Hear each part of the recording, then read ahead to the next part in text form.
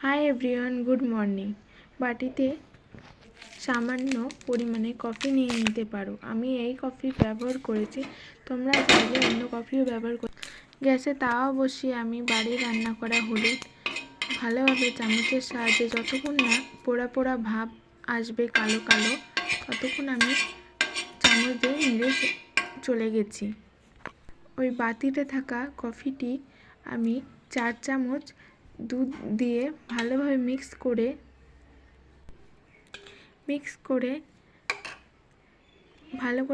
করার পরে আমি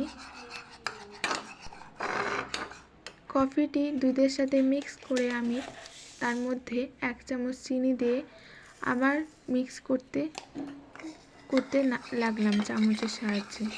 মিক্স করার পরে বাটিতে সামান্য পরিমাণে বেসন আর ওই হলুদটি আমি ওই দুটি জিনিসটিকে ওই কফি আর দুধের মধ্যে দিয়ে আবার ভালো করে মিশাতে থাকতে হবে, মিক্স করতে হবে। ভালো পরিমাণে মিক্স করে যেতে হবে যতক্ষণ না জিনিসটা চ্যাটচ্যাটে হতে লাগছে।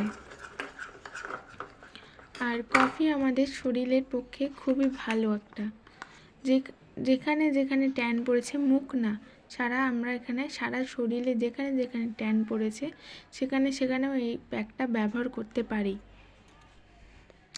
দেখো বন্ধুরা, আমার মুখে কত ট্যান পড়েছে। এই ট্যানটা রিমুভ করতে আমি এই প্যাকটা ব্যবহার করব। আমি ব্রাশ দিয়ে না, আমি হাত দিয়ে প্যাকটা সারা মুখে লাগিয়ে নিব।